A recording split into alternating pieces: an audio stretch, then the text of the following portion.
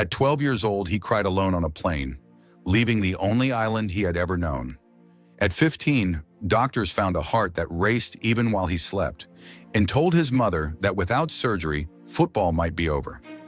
And at 41 this week, he walks into his 6th World Cup, the first man in the history of the game to play in 6. He's chasing the one trophy that has told him no for 20 years. But how on earth does that happen? How does a barefoot kid from a tin-roof street on a volcanic island win 5 Champions Leagues, 5 Ballon d'Ors, and more international goals than any human being who has ever lived, and still arrive at the end with one empty space on the shelf? This is not a comeback story. This is a farewell with everything on the line. This is Cristiano Ronaldo and the last dance. Because to understand why a 41-year-old with nothing left to prove keeps choosing the hardest way to finish, you have to go back. Back before the museums with his name on them, before the world record fees, before the night in Paris when he won a trophy on one leg, back to a cramped house in Funchal on the island of Madeira, where a mother cleaned other people's homes and a father washed a football team's kit to keep the lights on. 3 forces forged him: an island that offered talent no future, a heart that physically tried to stop him, and a single golden absence.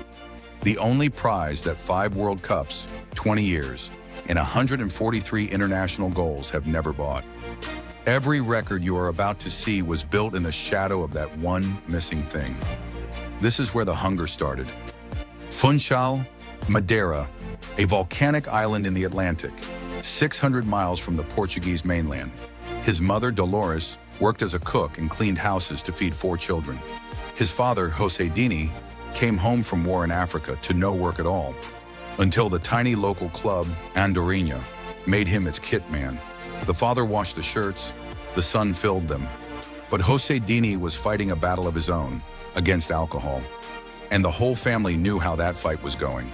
In that house, football wasn't a dream, it was the exit. By 10, the boy was embarrassing every youth team on the island. By 12, Sporting, one of the giants of Lisbon, signed him for £1,500. So in 1997, a 12-year-old boarded a plane alone and left everything he knew behind. At the academy, the city kids laughed at his thick island accent. Some days he was too upset to finish a sentence. He called home crying almost every day. Nobody would have blamed him for quitting. He stayed. And then, at 15, the doctors found something that staying could not fix. A racing heart, tachycardia. Even at rest, his heart was sprinting. For an athlete, it could mean the end. Keep pushing it untreated, and the risk was unthinkable. His mother admitted it years later. She feared he would have to give up football entirely. So at 15, alone in Lisbon, with 3 years of sacrifice on the line, he was wheeled into an operating theater where surgeons aimed a laser at the malfunctioning area of his heart and burned the problem away. In at dawn, out by the end of the afternoon, back in training within days. And then he didn't just recover, he accelerated. In a single season, he tore through the under-16s, the under-17s, the under-18s, the B team, and into Sporting's first team. At 17, he made his debut. At 18, scouts from half of Europe were circling the skinny winger with the laser-mended heart. And in August 2003, Sporting needed an opponent to christen their brand-new stadium. They invited Manchester United. 90 minutes later, English football would never be the same. August the 6th, 2003, Lisbon. An 18-year-old facing the English champions decides to put on a show. Stepovers at full sprint, defenders left twisted, 3-1 to Sporting, and then something happened that Sir Alex Ferguson's players had never done before. They begged their manager to buy an opponent. Phil Neville marched up to him in the dressing room. "Boss, you have to sign him." The squad sat waiting on the team bus while Ferguson negotiated inside the stadium. Within a week, United paid £12.24 million, a record fee for a teenager in British football. Then Ferguson handed the kid the heaviest shirt in England, number 7, George Best's number, Cantona's, Beckham's. The pundits sneered. A show pony, they said, all tricks and no end product. He was 19, and he heard every word. Then in September 2005, his father died at 52. The alcohol had finally won.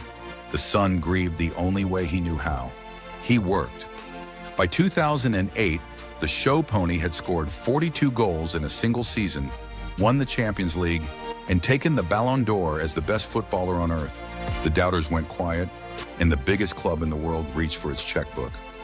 2009, Real Madrid paid £80 million, 94 million euros, the highest transfer fee in the history of football. 80,000 people packed the stadium just to watch him hold up a shirt. He repaid them with numbers that still don't look real. 450 goals in 438 games, 4 Champions Leagues in 5 seasons, 5 Ballon d'Ors on the shelf, the all-time leading scorer in the history of the Champions League. But the night that showed who he really was came in the red of Portugal, Paris, July 2016, the final of the European Championship. 8 minutes in, a tackle wrecks his knee. He tries to run it off, and twice. On 25 minutes, the stretcher carries the captain off in tears. Portugal's greatest ever player, gone from the biggest match in the nation's history. Then he came back out. Extra time arrived, and the cameras found him on the touchline. Knee-strapped, roaring instructions, grabbing teammates, a second head coach and a captain's armband.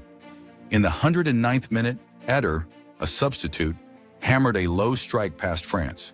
Portugal won the first major trophy in their history, and a man who could barely walk had dragged them to it. One question remained, only one. Walk through everything he has ever won. League titles in England, Spain, and Italy, 5 Champions Leagues, a European Championship, more international goals than any man in history. And you arrive at the end of the hall at a single empty plinth, the World Cup. He has played 5 of them, and the 5 tell one cruel story. 2006, a semifinal and heartbreak. 2010, 2014, gone early. 2018, he scored a hat trick against Spain in a single night, and Portugal still went out in the round of 16. Then Qatar, 2022, the cruelest of all. At 37, his own coach dropped him to the bench. His replacement scored a hat trick, and the legend watched it from a seat. When Morocco knocked Portugal out in the quarterfinal, the cameras followed him down the tunnel, alone, in tears, walking away from the only prize that has refused him his entire life. The greatest goal scorer who ever lived has never even reached a World Cup final. The obituaries wrote themselves. Finished, they said, a museum piece chasing a ghost. His answer? At 40, he captained Portugal to a second Nations League title and kept on scoring. But everyone, including the man himself, knew there was only one ending left to write, one last summer. That summer is now. This week, at 41 years old, still the captain of Portugal, still scoring for Al Nassr in Riyadh, Cristiano Ronaldo walks into North America for the 6th World Cup of his life. No man has ever played 6 before. He has said it himself, this is the last one. The boy who cried on the plane from Madeira, the 15-year-old with the laser-mended heart, the kitman's son who outscored the entire history of international football. He has 5 weeks left to chase the only trophy that ever told him no. Maybe it ends in heartbreak, one more time. Or maybe the longest career the game has ever seen is saving its final page for the perfect ending. Either way, the last dance has begun, and the whole planet is watching. Subscribe because we will be following every step of it this summer, and you do not want to hear how it ends from somebody else.